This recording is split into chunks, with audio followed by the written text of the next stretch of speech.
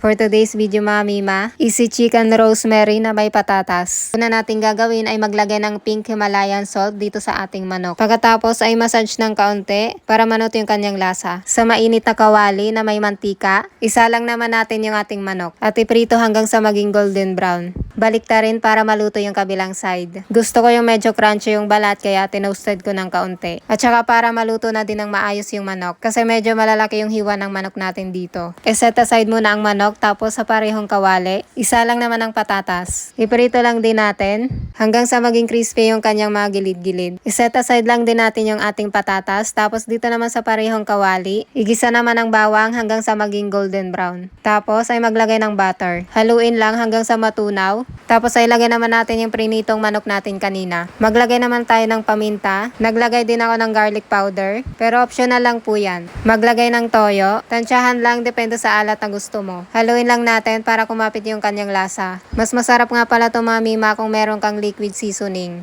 Hindi na nga ako naglagay kasi wala naman nag-sponsor. Pero nakalimutan ko lang talaga bumili. Tapos ay lagay naman natin yung prinitong patatas natin kanina. Tapos ay lalagay naman natin itong ating main character. Tansyahan lang din ang paglagay ng rosemary. Depende sa tapang ng aroma na gusto mo. Maglagay din ng kaunting asin kung bitin pa sa alat. Tingnan mo naman yan, napaka-juicy at napaka-bango. At syempre dahil yan dito sa ating mga spices and herbs, galing sa Spice Up, Herbs and Spices.